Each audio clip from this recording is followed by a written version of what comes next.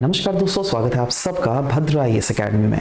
आज का डेट है 28 अगस्त 2023 एंड करंट अफेयर्स के न्यूज एनालिसिस का डिस्कशन में मैं शुभदीप आप सभी का आज के सेशन में स्वागत करता हूं। चलिए सबसे पहला यहाँ पे हम लोग न्यूज फोकस करेंगे आसाम का न्यूज, जहां पर बात की जा रही है रिक्रिएशन ऑफ 4 डिस्ट्रिक्ट्स। नाउ आपको अगर पता होना चाहिए सबसे पहले आसाम में कितने सारे डिस्ट्रिक्ट्स अभी रहते थे कुछ सालों पहले, वो था 35 डिस्ट्रिक्ट्स, उससे घटाकर 31 डिस्ट्रिक्ट कर लिया गया था।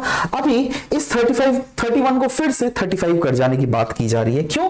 क्योंकि 4 डिस्ट्रिक्ट्स नए बनाए जाएंगे और 4 डिस्ट्रिक्ट्स में कौन कौन से डिस्ट्रिक्ट्स हैं? ये वही डिस्ट्रिक्ट्स हैं जिनको पहले मर्ज कर दिया गया था दूसरे डिस्ट्रिक्ट के साथ। देखो क्या हुआ था ना, दैट अगर देख लो कि डिलिमिटेशन के समय में बेसिकली ये चीजें दैट इज जिसमें कॉन्स्टिट्यूएंसीज को फिक्स करना था, तो इसीलिए इलेक्शन कमीशन ने बेसिकली बक्सा और तुमुलपुर को मिला दिया था।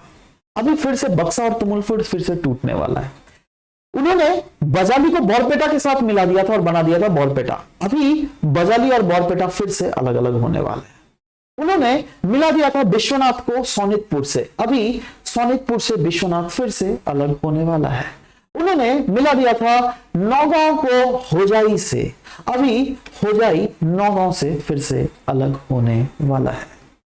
ठीक है, so this is something news which is there in transition, और ये सब जब अलग अलग हो जाएंगे तो बस फिर से हम लोग को देखने को मिलेगा 35 districts will be there in total, right? So just remember these things. Next हम लोग बात करेंगे यहाँ पे टेली लॉ के बारे में। टेली लॉ देखो ये क्यों न्यूज में था, क्योंकि union law and justice minister Arjun Ram Meghwal ने लॉन्च किया था tele law 2.0 recently under the ministry of law and justice. और ये एक्चुअली ये देखो क्या टेली लॉ 2.0 मतलब टेली लॉ जो पहले एग्जिस्ट कर रहा था उसका इनहांस्ड वर्जन है।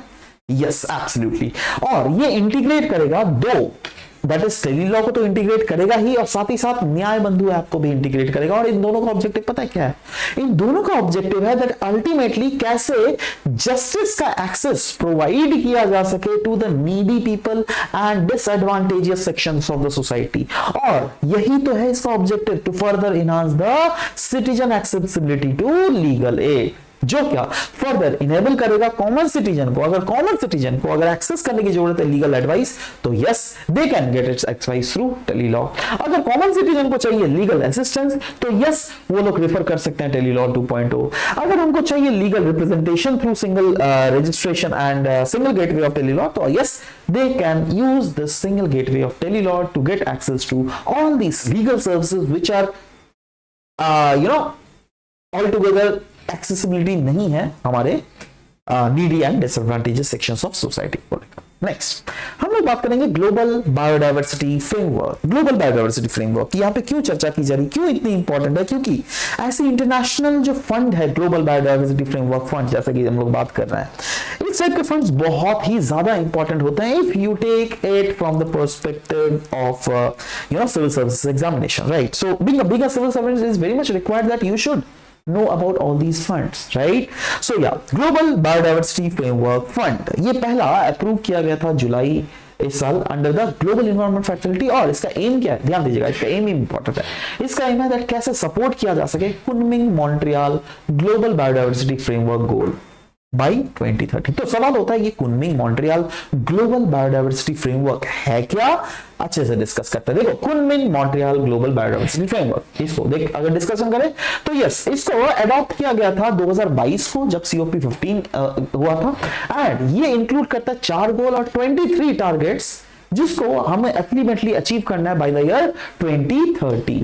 इसका एम क्या है? इसका एम है दैट कैसे इकोसिस्टम को रीस्टोर किया जा सके, कैसे एरियाज को कंजर्व किया जा सके और स्पीशीज के एक्सटेंशन को प्रिवेंट किया जा सके, जिससे पॉल्यूशन रिस्क तो रिड्यूस हो ही और साथ ही साथ क्लाइमेट चेंज भी प्रॉपर तरीके से टैकल हो सके, राइट?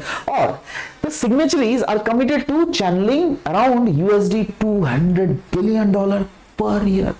ये जो कंजर्व है ना, इकोसिस्टम को रिस्टोर करना, स्पीशीज एक्सटेंशन को कंजर्व करना, पोल्यूशन रिस्क को घटाना, क्लाइमेट चेंज को टैकल करना, वो चीज के लिए अल्टीमेटली जो सिग्नेटरी जो मेंबर्स हैं दे विल बी चैनलाइजिंग रफली around $200 billion per year, right? And companies will report biodiversity impacts. मतलब जो भी है इसके stakeholders, they will ultimately be reporting the biodiversity impact, और फोकस यही रहेगा दैट कैसे हार्मफुल सब्सिडीज को रिड्यूस किया जा सके और इनके मॉनिटरिंग को इनहांस किया जा सके। Global biodiversity framework fund allocation के तहत अगर देख लीजिएगा 20% जो है ना वो एलोकेट किया जाएगा indigenous people and local communities को 20%। अच्छा 25% जो है जीईएफ एजेंसीज को, ये जो जीईएफ बोले तो आपका जाके ग्लोबल इन्वायरमेंट फैसिलिटीज के एजेंसी को जो है वो 25% दिया जाएगा। 36% जो है वो small state island developing states को दिया जाएगा। 3% जो है वो लीस्ट डेवलप्ड कंट्रीज को दी जाएंगी। और ध्यान दीजिएगा ये जो एलोकेशन है ना, ये जैसे अगर हम लोग बात करें ये 20% जो क्या indigenous people and local communities को दिया जा रहा है, इसको लेकिन रिव्यू किया जाएगा हर 2 साल में। सोचो अभी 2023 को दिया गया तो 2025 के बाद फिर से एक बार रिव्यू किया जाएगा, क्योंकि देखा जाएगा दैट क्या इनको ज्यादा फंड की जरूरत है या कम फंड की जरूरत है, उसी बेसिस पे, राइट। ऐसे ही अगर हम लोग बात करें स्मॉल आइलैंड डेवलपिंग स्टेट्स या फिर लीस्ट आइलैंड डेवलपिंग कंट्रीज को, जिसको 36 और 3% रिस्पेक्टिवली एलोकेट दिया गया है, इनको भी रिव्यू किया जाएगा, बट 3 साल में इनका रिव्यू किया जाएगा। बट यस पहले केस में जो है 2 साल में इनका रिव्यू किया जाएगा अंडर दिस फंड, राइट। सो समझ गए ये fund global biodiversity framework fund, ये कंट्रीब्यूशन है ना ही सिर्फ कंट्रीज का, बट इसमें non profits and private sectors भी बहुत ही ज्यादा निमंत्रण किए गए दैट आप आइए, if you want to volunteerise it here you can do it. Next हम लोग बात करेंगे एक बहुत ही इंपॉर्टेंट इन्वायरमेंट एस्पेक्ट में, बीज के बारे में, हनी बीज के बारे में यहाँ पे बात कर रहे हैं हम लोग, ठीक है। बीज एक स्टडी कैरी आउट किया गया था, उसमें पाया गया था दैट हनी बीज जो है ये इफेक्टिव बायो मॉनिटरिंग टूल हो सकते हैं, बायो मॉनिटरिंग टूल हो सकते हैं, जिससे हम एक्सेस कर सकते हैं दैट अर्बन इन्वायरमेंट किस रेट में कंटामिनेट कर रहा है। तो बीज, हनी बीज के जो फोरेजिंग बिहेवियर होते हैं ना, फोरेजिंग बिहेवियर मतलब आपका जाके खाना ढूंढने का टेंडेंसी, खाना वाला ढूंढने का टेंडेंसी, इनका जो ये बिहेवियर होता है उसके तहत हम इजी तरीके से डिटरमाइन कर सकते हैं to pick up the contaminants and offering insights into the pollution patterns. मतलब इसके खाने ढूंढने के तरीके से yes it will be easy for humans to find out the pollution patterns existing there. They can reveal the presence of toxic metals, जी हाँ, near the pollution source, and they can also help us understand the factors जो क्या contribute कर रहा है in contamination। Bees कहा जा रहा है they also aid in accessing the spread of antimicrobial resistance gene, जो क्या of course ingest किया जाता है from the water bodies। Next हम लोग बात करेंगे एक important issue के बारे में, जो क्या है निकाह हलाला, क्योंकि आप तो पता ही चल रहा है अभी यूनिफॉर्म सिविल कोड के बारे में चर्चा चलती ही रहती है, और मोरओवर एक पिटीशन भी फाइल किया गया था कोर्ट में। उसके हिसाब से जो है बोला गया था, लॉ कमीशन ने पूछा था all India Muslim personal law board को दैट आप हमको क्लैरिफाई कीजिए दैट आपका इंस्टेंस क्या है निकाह हलाला को लेकर, क्योंकि देखो हमारे जो देश में ना अभी भी यूनिफॉर्म सिविल कोड नहीं लगा हुआ है। क्यों पता है? क्योंकि हमारा देश इज अ मिक्सचर, हमारा देश is secular country which is a mixture of not only one religion rather an number of religions, बहुत सारे रिलीजन्स, राइट। सो उन रिलीजन्स को देखने के लिए अगर देखो मतलब क्योंकि वेरियस रिलीजन्स है तो ऑफ कोर्स हर रिलीजन्स के अपने अपने रिलीजियस कोड्स होंगे, हिंदूज के अलग है, वैसे ही सिखिज्म, जैनिज्म, मुस्लिम, राइट। तो अलग अलग कास्ट के अलग अलग कोड्स है, राइट। तो कोड्स मतलब क्या? ऑफ कोर्स जैसे जो प्रैक्टिस हिंदुइज्म में किया जाता है वो शायद बुद्धिज्म में नहीं किया जाता है, वो इस्लाम में नहीं किया जाता है, राइट। तो क्योंकि अलग अलग प्रैक्टिसेस हैं तो इसलिए अगर यूनिफॉर्म सिविल कोड लाना है तो it is very much important that आप कोई भी रिलीजियस इंस्टीट्यूशंस के हेड से पहले बातचीत तो कीजिएगा ना। तो उसी बातचीत के संदर्भ में लॉ कमीशन ने भी all India Muslim personal law board से पूछा था निकाह हलाला के बारे में। तो सवाल होता है निकाह हलाला होता क्या है, समझते हैं। देखो इसको मैं आपको ये सब डिस्कस नहीं करूंगा, आपको सिर्फ बेसिक चीजें समझाऊंगा। सोचो इनका शादी, इन मोहतरम का शादी इनसे हुआ है ना, अब ये दोनों चल नहीं रहा है, तलाक हो गया, राइट। फिर से इन लोग को मन किया चलो भाई तलाक कर दिया, चलो एक साथ फिर से आ जाते हैं। अब ये लोग आएंगे कैसे? एक प्रोसेस होता है, उसको कहते हैं निकाह हलाला। इनको क्या करना पड़ेगा? इनको कोई दूसरे मर्द के साथ शादी करना पड़ेगा, उसके बाद उनसे डिवोर्स लेना पड़ेगा, उसके बाद फिर इनके पास आना पड़ेगा। कहाँ भी ये शादी कर सकते, समझ लो, मतलब डायरेक्ट प्रोसेस नहीं है। जैसे हिंदुइज्म में क्या है दैट हाँ अगर आप डिवोर्स करके फिर से अगर पैचअप करना चाहते हो तो यस फिर से आप कोर्ट रजिस्ट्री करवा सकते हो, खत्म, राइट। बट यहाँ पे ये प्रोसेस है जो क्या कहा जाता है that yes it is a dent to the dignity of women at times, right. So इसीलिए इसके बारे में बेसिकली क्लैरिफिकेशंस मांगा जा रहा है, ठीक है। एनीवेज हम लोग जो है सबसे ज्यादा इंपॉर्टेंट जो आज का यहाँ पे है वो है grand cross of order of honour.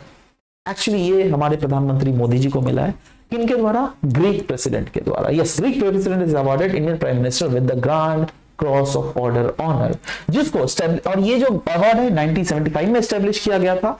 And ये फीचर करता है head of goddess Athena on its front side along with an inscription, और इस इंस्क्रिप्शन में क्या लिखा हुआ है? Only the righteous should be honour, मतलब जो डिजर्व करता है उसी को इस अवार्ड को हम लोग को ऑनर करना चाहिए। इनका जो हमारे कहा जाता है हमारे प्राइम मिनिस्टर का जो कंट्रीब्यूशन है strengthening the Greek Indian friendship, ये म्यूचुअली बेनिफिशियल डोमेन्स में, मतलब ऐसे डोमेन्स जो कि India as well as Greece का फायदा हो सके उसमें काफी ज्यादा है, इसीलिए बेसिकली ये मिला है ना। इसके साथ साथ हम जो अगर मोदी जी को देखा जाए बहुत सारे ऐसे अवार्ड्स मिले हैं which are being given to him by various countries and all throughout his tenure। अगर देख लोगे 2016 से लेकर 18, 19, 20, 21, 23 क्या नहीं अवार्ड मिला इनको, right. So just remember all these things, right, these things are very very important, right. And या इसको आप डायरेक्टली यहाँ पे अगर नहीं भी देखें तो एक काम कर सकते हो, डाउनलोड भी कर सकते हैं। काम करो, मैं आपको लिंक दे दूंगा नीचे, मैं मेक श्योर करूंगा दैट वो लिंक लगा दिया जाए एंड उस लिंक को आप डायरेक्टली जाकर डाउनलोड भी कर सकते हो इसको एक्सेस करने के लिए, राइट। तो इसी के साथ आज का यहाँ पर सेशन मैं समाप्त करता हूँ। मिलते हैं आप सबके साथ नेक्स्ट क्लास में with new set of current affair modules that we are going to discuss it very next session. चलिए मिलते हैं, bye bye, take care, thank you guys.